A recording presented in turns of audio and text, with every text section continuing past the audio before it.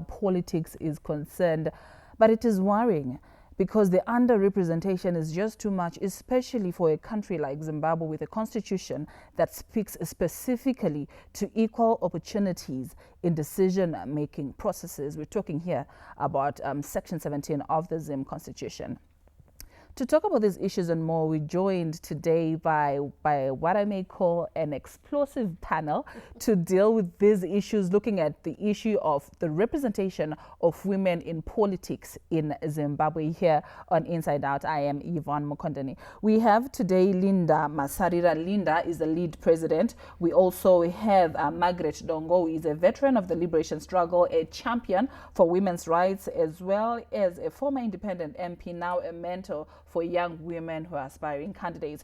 We also have Tatenda Madziro. Tatenda is from the Women's Academy for Leadership and Political Excellence. She is the project officer. Ladies, good morning and thank you for joining us. Morning, thank you.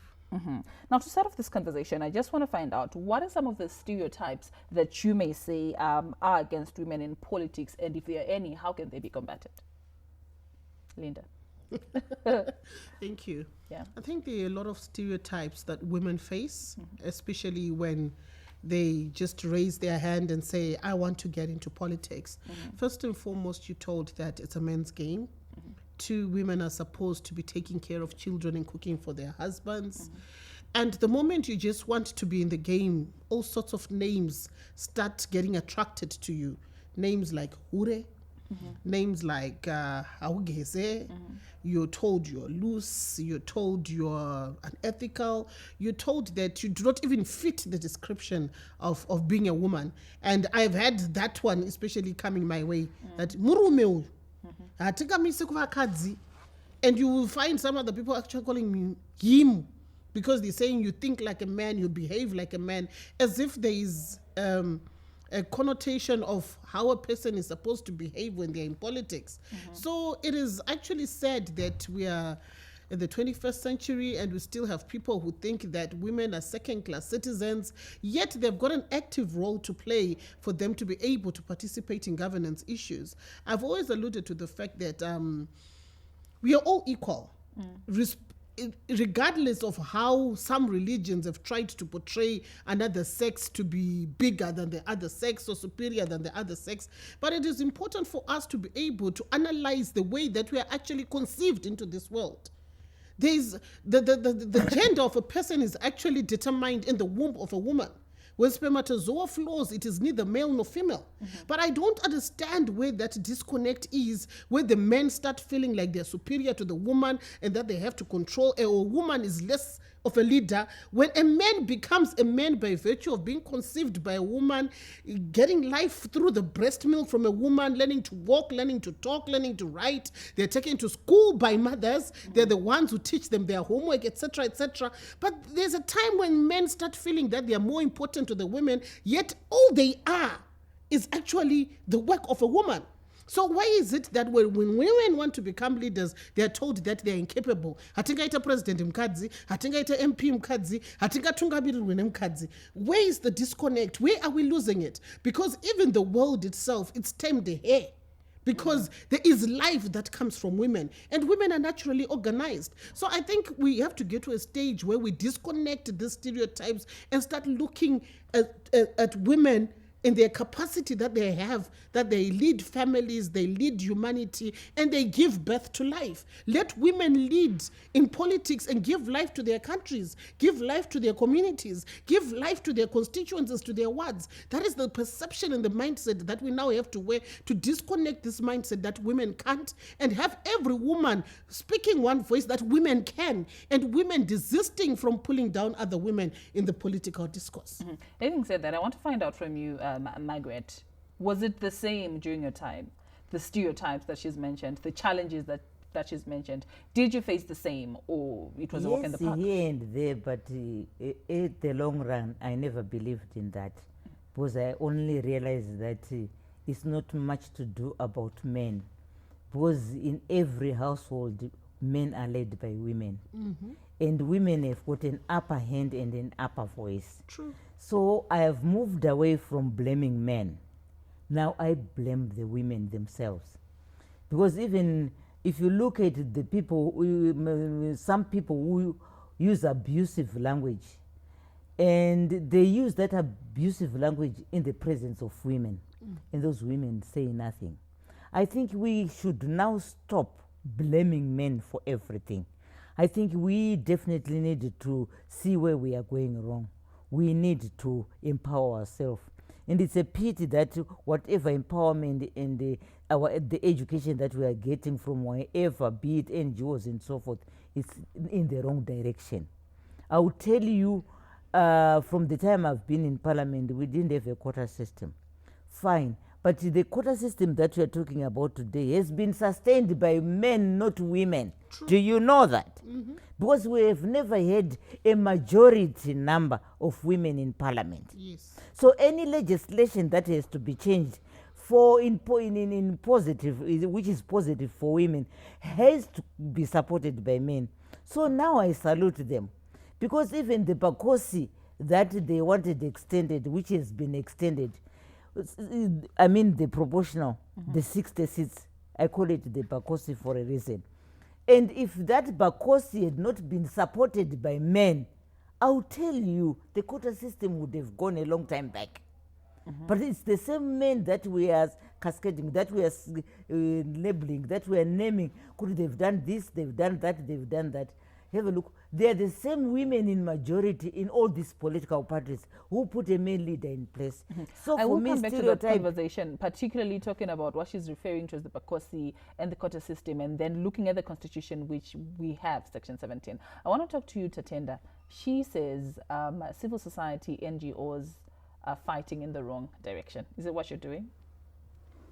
Thank you, but the work of civil society is very broad, and fighting in the wrong direction could be an accusation that, or a recommendation that we should also do. What is it that we're doing wrong as civil society organizations, and how best can we adjust? Because in our own means and eyes, we feel that whatever that we're doing, we have an agenda in which we want to also empower women to participate in these decision-making processes. So how are you empowering them towards that as civil cause? society organizations, we do a lot of things that include training the women that want to participate in these decision-making processes from as low as grassroots level. We also have advocacy initiative in which we also engage parliamentarians, government officials, and even women in communities to get what they want.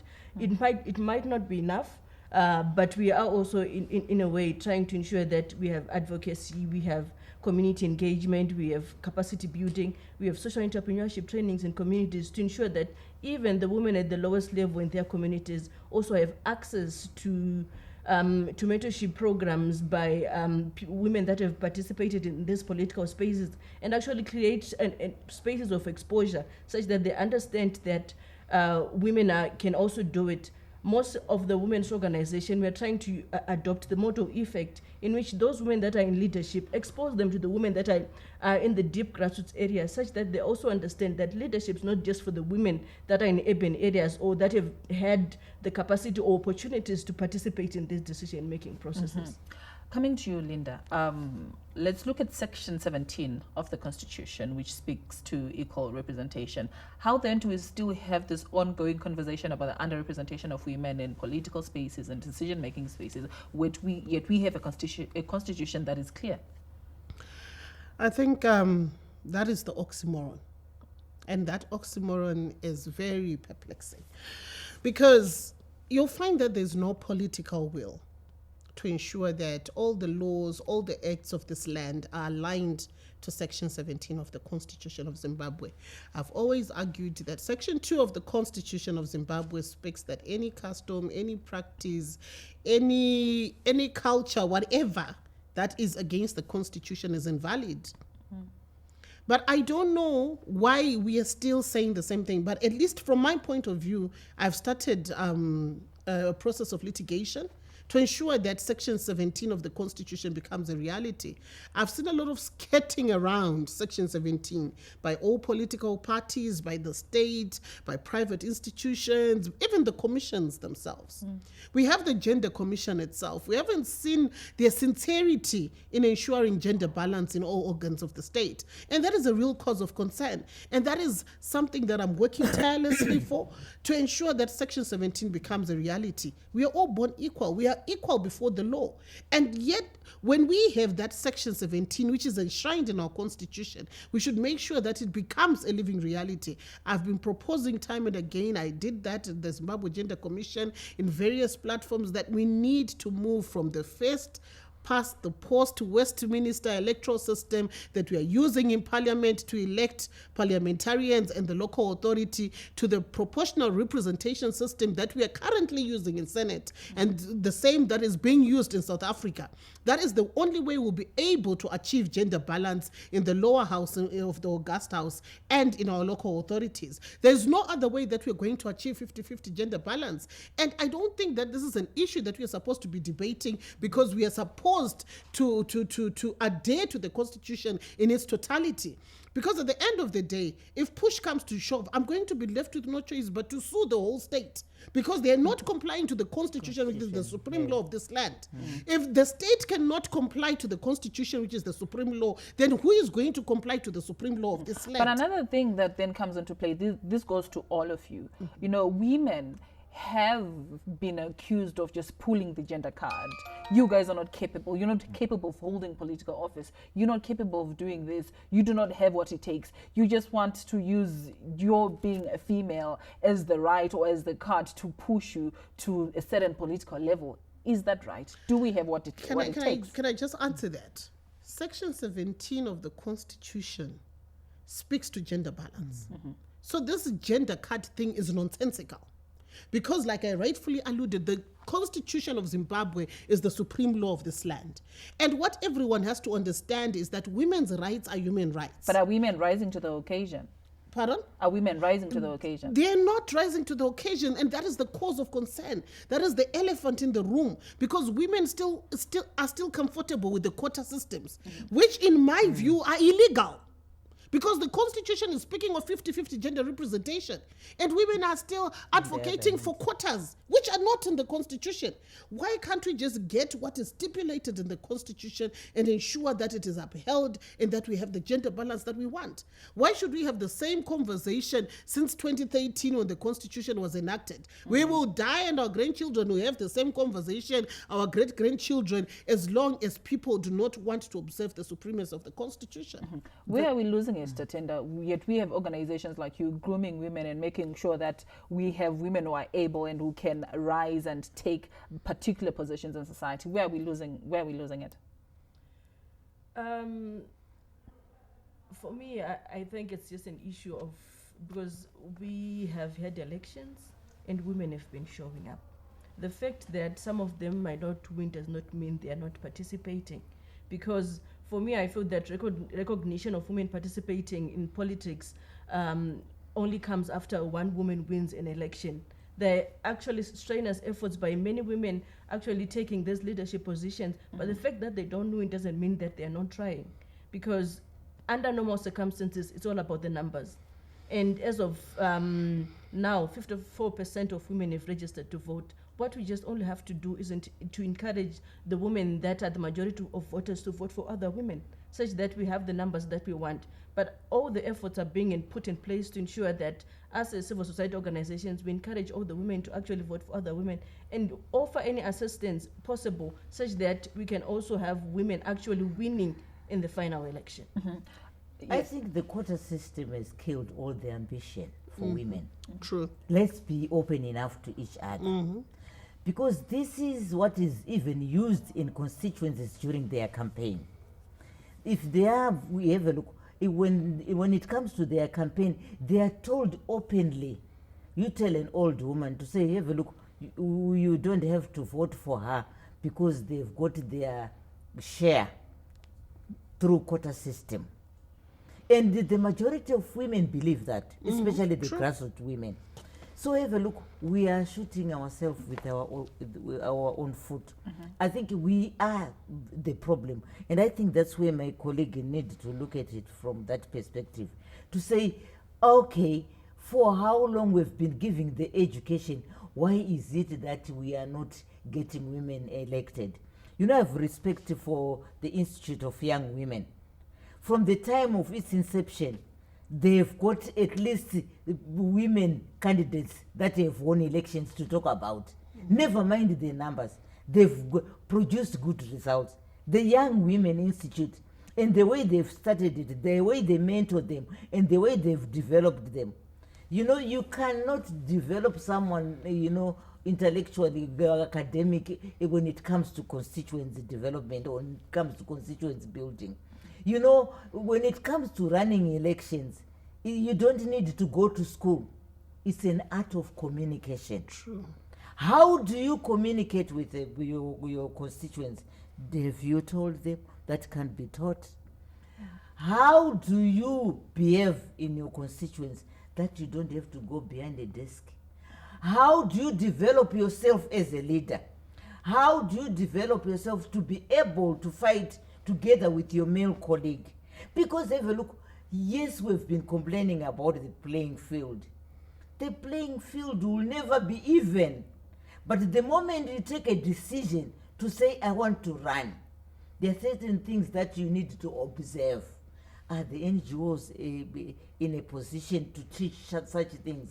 Such things should come from a constituency level and from an individual. So I think there's a time when we complain, blame the men, blame women. It's our fault as women. We definitely need to go back on the drawing board, as Linda says all the time. We need to develop our women. We need to make them understand the importance of voting another woman. The other problem, probably, please give me time, that we have. The quota system has become our greatest enemy. In the sense that there are certain women who get into the quota system. They've used it for 2 terms since its inception. Why not use the quota system to develop other women? And also, the second point is, why don't you use that other quota system? When you get into that quota system, use it to develop your own constituents. Develop yourself from there so that you'll be able to fight the elections. Then the first term you do that, the second term you allow a new person to come in. So what we want the government of today, first of all, before they leave, to put in a mechanism where they can actually be a situation where we don't have women running 2 terms or more than 2 terms on a quota system. Let's open up for other new young women or old women to come in under the quota system. So for as long as the quota system is what it is, and the leaders of the women's league, the leaders of what, they are the people who know my name is going to be there. So we need to open up the space first for us all. Mm-hmm. How do we open up the space? And how do we deal with what we call the pull her down syndrome, which is what we just talk about every now and then, women not voting other women into power? If I see Linda Masada, I say, no, I'd rather vote for Shadrach. How do we deal with that? I think first and foremost, it's critical for us to understand that we have got an awkward electorate that never looks at the meritocracy of candidates on a ballot paper. Our electorate just looks at the name of the political party, which is why I continue advocating for a PR electoral system. I can give an example of Harare Central, where I've participated in 2 elections. Mm-hmm. The person that has always won Harare Central constituency does not even campaign, does not even go on the ground, and at times does not even put posters. True. But people go and vote for him. And every time I go back into the constituency, they will tell me that they do not even know the name of the MP that they voted for. They just know the party that they voted for. So every time when I push for the PR system, I'm saying no one will be prejudiced. Because our electorate does not vote for a candidate, they vote for a political party. That is the biggest undoing in this country. And that is why we are still at the stage that we're at right now. Mm-hmm. No matter how good you are, no matter what good ideas you have, whether male or female, they will never look at your ideas. They'll just look at the name of the political party. So as women, we've got a mammoth task ahead of us. Because even in the political parties, the other political parties that are there, excluding the political party that I lead, they don't have sound gender policies that they abide to. So at the end of the day, as women, if we really want to ensure that we change the matrix, we change the trajectory, we all have to speak with one voice and push for the PR system. In that way, we are going to be able to have diversity in parliament, different political parties in parliament, because every party will go into parliament with the percentage of the number of votes that they got. It will also be able to deal with the toxicity, the polarity issues that we always cry about. It will also be able to make sure that a lot of women can also get into those party lists, because most women cry about lack of resources to campaign. Our political terrain is highly monetary based. People want to be given goodies, because when you campaign and you go on the ground, people say, people will vote for the one arukuvapa something. So those are the challenges that we face. And I think the PR system is the only system that will help to put a bit of sanity in our political economy. And that is what we need. This pulling down system will always remain as long as there are other people who are financially up there and others lower there who will be manipulating the voting patterns and the voting systems. But at the end of the day, we want what's best for women. And what is best for women right now is a PR system for electing MPs and the local authority representatives. And what system or how do you move around, and who is it that you maybe target when you move around and advocate for women participation in political spaces, and what is it that you talk about? When we move to communities to talk about participation of women, I understand that communities have got leaders within them, and we are talking about traditional leaders that are within the village committees and all that. And those people can actually deter women to participate in these processes because they are gatekeepers in these communities. So when you go into those communities, we have to first make the leaders in those communities, that is the traditional leaders, to understand that women also have the power to also become the traditional leaders they are. And we are talking about these rural communities where actually convening a community gathering can be problematic because they also have their perceptions and beliefs. And we also engage the women themselves, because we also want to have a safe conversation with these women, talk about how they live and what they really want, because it's not a situation where you want to impose the women to become leaders. Actually, to have a conversation of listening to their aspirations, what is it that they want, and actually make them to see what will it be like if they become leaders. So it's a whole lot of work that has to be done, because they also have a different way that they access information in their communities. How do they differentiate good information and what is not good for them? And what is it that they can do to analyze any information that comes to them? So those are some of the conversations that we have in communities when we want to empower women to become leaders in communities. I have a question, will probably also help as far as NGO is concerned. Taking into consideration that we have 7 million people, more than 7 million people that are eligible to vote, which means that we have 7 million people that can also contest as candidates from the 7 million. And looking at the capacity of the NGOs that are here in Zimbabwe, what percentage have they reached? Because I know of some rural areas where you've never found any NGO or anyone. Or, right now, those that are the men, some of the men who taken advantage of that, with the absence of that type of education that she's talking about. There are many. We have 10 provinces. Do they all have offices in every province? Have you been able to reach the 1,000 something, or council ward? Have you been able to reach the 500 something districts? So you have a look. Our things, I can't say There's something artificial. There's something not How real. effective is it? How effective is it? First of all, NGOs, they've got a particular mandate according to what they've been approved to work in. And as an NGO, people start these NGOs with a particular vision and mission, and they are registered to do that with specific areas.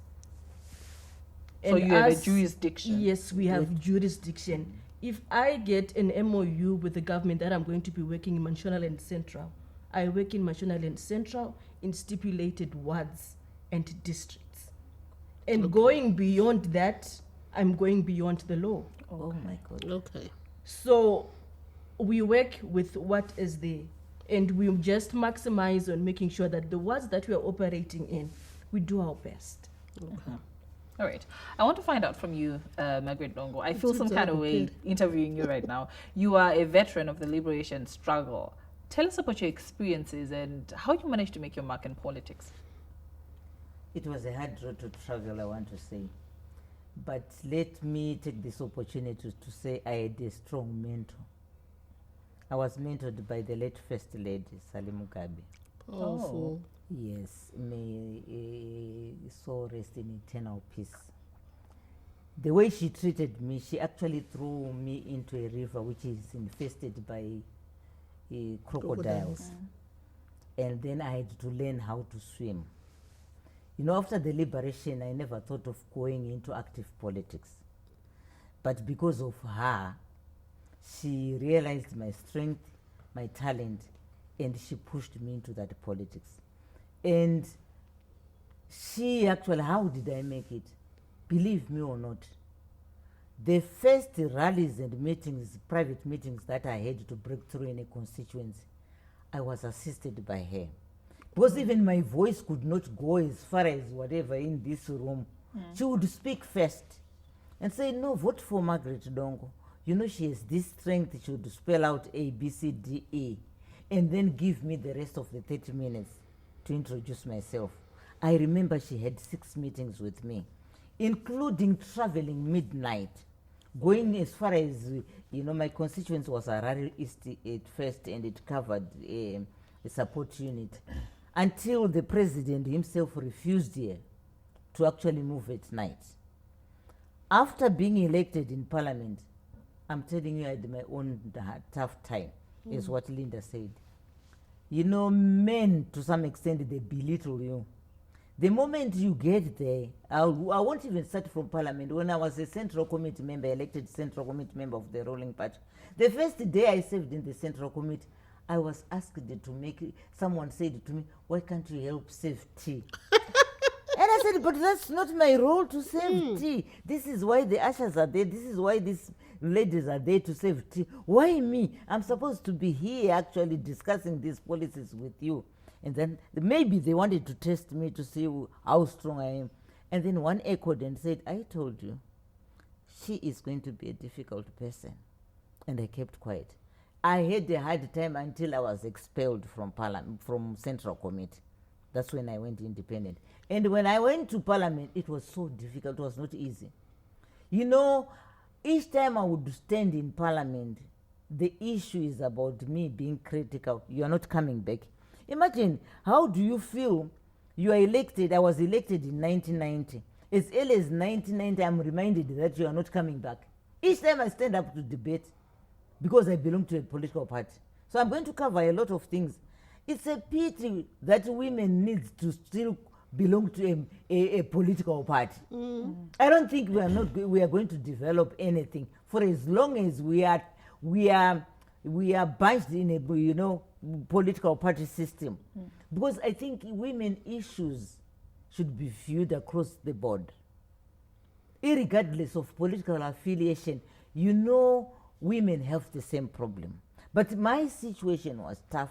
Because I belonged to a political party, I was supposed to follow the rules and regulations of the party until I was expelled.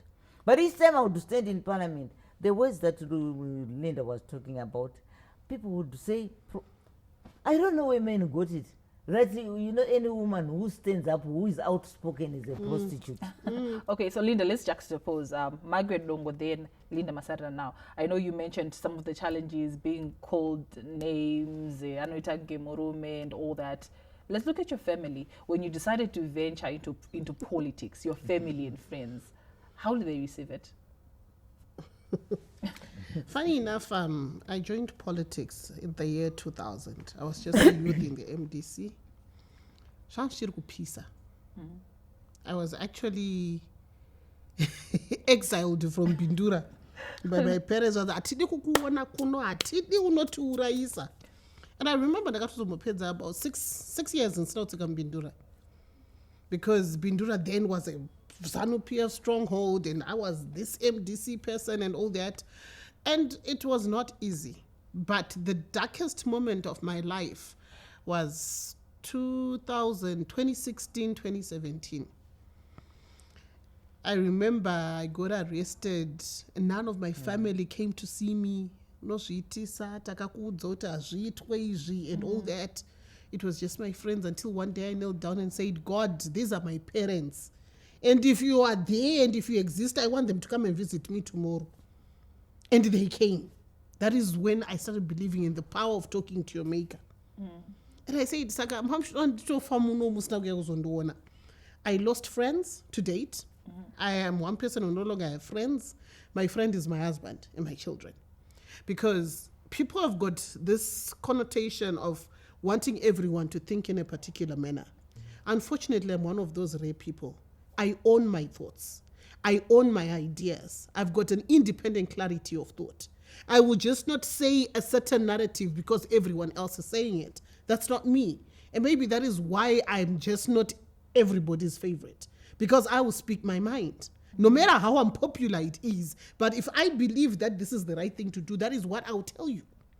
So it has been very difficult for me even to exist in some of the political parties which I eventually left, because they want you to be a yes-say person. They want you to toe the line. And I am not that person. When you are wrong, you are wrong. I don't care you are the president or whatever. I will tell you that you're wrong. That is the person that I am. So at the end of the day, I realized that it is better for me to follow my calling, to follow what I feel within me, because I know that one day, everyone who's vilifying me today will come back and say they're sorry. And that process has already started. People are now seeing everything that I've been telling them since 2008 to be a reality. And people are just, sometimes if you go on Twitter and say, but Linda has been saying this. Linda won't say this. But because people want to belong in a certain grouping, they'll decide to alienate you. I've lost very close friends. And I always say this. I had very close friends when I was in the MDC. We had very strong bonds. But when I decided not to follow a particular leader and follow a particular leader, my friends, those Vakasarane, that other leader, could not even say hi to me. But men do business across the political divide. Triple C, MDC, they drink together. But there is something wrong with us women. To date, some of the friends that are there, they'll only talk to me in a workshop setup. Other than that, they don't want to be seen with Linda. Not Shiba. Shiba chi, I am your sister, I am your friend. We can exchange ideas. Men do that. You will find people from different political parties in a bar, men drinking. But it's what because we want to make these men in our political parties happy. We destroy our friendships, we destroy our sisterhoods, we make ourselves enemies. True. I think there's a time when us women have to self-introspect and say, are we just going to lose our own relationships because we want to make our political party leaders happy? It doesn't make sense. So can we safely say a woman's greatest enemy is another woman? No. Not as such, but I think there's this thing of wanting to belong. Fear. And fear of the unknown. Okay. That I am afraid to interact with you because people will now say ndamutenges. Linda akaiswa tegere kuti atengesa. But chatengeswa chacho chi? Uye chakatengeswa mari. If I don't subscribe to the way you're doing things, it's my right. I'm exercising Section 60 of the Constitution of Zimbabwe, which speaks to freedom of conscience. I don't want to be caged. I'm not a bird. So at the end of the day, women in politics have to learn to appreciate that. That even if we have got different political opinions, it doesn't mean that we are enemies. We can still mingle, share ideas, united in our diversity, because what is important is to develop our country. I think I want to share that because I was once independent, and you ask yourself, independent from who and from what? I was once independent, but I was a member of the Central Committee of the ruling party, and I was a member of Parliament for the ruling party. And the moment I became independent, believe me or not, I used to get greetings and congratulations when we meet in the toilet. Oh, nowhere public. Not in public. And the early days, I was not even using the Parliament, dining room. I would go out and have my meals. Why? There is fear of unknown and fear of known. The fear of unknown is fear that, maybe if I'm seen with Margaret, I'll be labeled as one of you. Or as one of her. One member of the Central Committee actually came to me, a lady, when she greeted me in the restroom, and I said, "But why in the restroom?" And she says, "Margaret, anyone who is seen," we told anyone who is seen mingling with Margaret, you're a sellout. The word that, and I don't know where this word sellout comes from, because there's nothing to market in Zimbabwe in any way, selling out to who. So I'm saying my experience as an independent is enough to tell, the attitude of, Zimbabweans in this country. Imagine I'm a liberation struggle. I'm a former liberation, But think of it, to say even the war veterans themselves, they could actually stand up and say, "Pasina Margaret." The same women that I used to drink with, dine with, they would stand up and say, "Pasina Margaret." The same system would go against you, but it's only yesterday when you were working for the same system. So somewhere, it's a question of attitudes. We definitely need to start changing our attitudes as individuals. It's not the parties, it's not the organization, it's us as an individuals. How do we think about people with different views? The use of the word opposition is the word that disturbs me. Opposition, opposite to what? We are all Zimbabweans, people of different ideas. And the alternative sounds better. And if you accept that, then once you accept that, then we create unity. Because the moment because you call me opposition, so let me do everything opposite. Because the reason why we are not being able to come together, it's because we need to find a way on how we can deal with this word opposition, and we treat each other as a family. People with different views, divergent views, they should be accommodated as well. So I think this in our culture, the way there should be someone to oppose, it's not there because of the way it is taken. I think we need to accept, we have people, have a look, we need to have watchdogs, we need to have whistleblowers, we need to have people who identify the wrongdoings of the government. And I think this also goes to, how we're raised. Exactly. So yeah, that spirit of competition is always within us. Coming to you, Tatenda, these are the women in politics speaking about their challenges and, how they do their everyday lives. How is the political terrain like? And are you also working with maybe women technocrats to take up political positions? We work with anyone that is a woman, regardless of their background. But we also engage these technocrats because they are people that we can actually work with because they've got a different perception and also a different level of understanding in terms of politics, because of their level of education and also how much they can do their research in terms of venturing into this political field. Yes, we do work with them because we understand that we are not homogeneous, we don't know everything. And by actually engaging every woman, we're actually tapping into every woman's knowledge, such that we make ourselves a whole complete women's movement that understand what they want and what they eventually want to gain. And what we want at the end of the day is gender equality. And how do we achieve that? By listening to what they are saying, and also going back to the drawing board and see what is it that we can adjust in terms of what we are already doing, and what is it that we can remove from what we are already doing, to ensure that at the end of the day we achieve gender equality and we become women with one vision of wanting to have gender responsive everything in this country. As we conclude, Linda, we've mentioned the major challenges that women face in the political space. How then can we work to deal with them and make sure that we have more women participating in political spaces? Well, I have already started. I've created the Women's Party. How many women do you have within your structures? In our executive structure, we're 50-50 gender balanced. The president is a woman, the SG is a woman, the national chairperson is a woman, the spokesperson is a woman, the organizing secretary is a man, and the vice is the woman, but everyone who's deputizing us is a man, and my presidential spokesperson is a woman and only 23 years of age. Okay. And we have tried to do that as well in our provincial structures, because we've got a clear gender policy that speaks to 50-50 gender representation. So from my end at Labour Economists and African Democrats, we are walking the talk, and we've had a lot of men actually attacking and criticizing us. And I've always asked them, but you've been at the helm of everything. Let us do what we're doing. We are advancing a women's revolution, and no one is going to stop us. Rome wasn't built in a day, but it's slowly until we finally get where we want to get. Your final words to the people of Zimbabwe. I'm still with you, Linda. I'll come to you, Margaret. Okay. And to the people of Zimbabwe, those in leadership, those in political spaces, in as far as what we're talking about is concerned. My final words to the people of Zimbabwe is it is time to give women a chance. Women can. Women are more organized. Women can lead. When we say consider us, we're not being crybabies, but we're trying to say, let's try something new.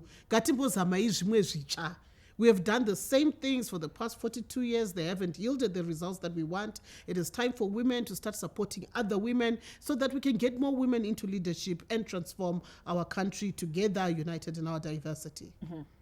As we conclude. I will start with my dream for 2023. Okay.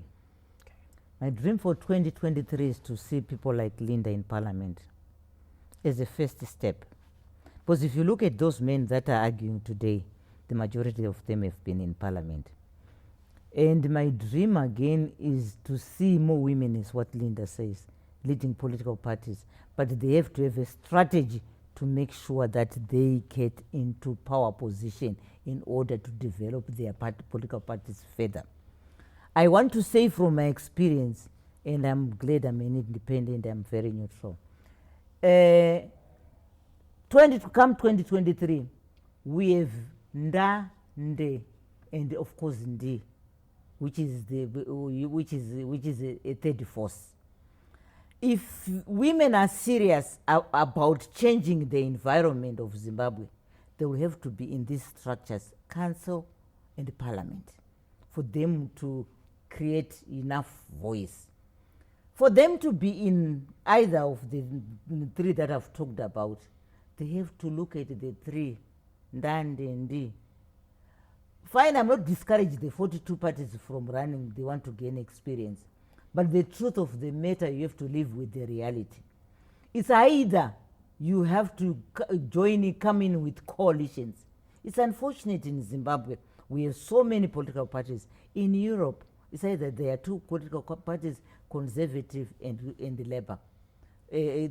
Capitalist and oriented and socialist oriented.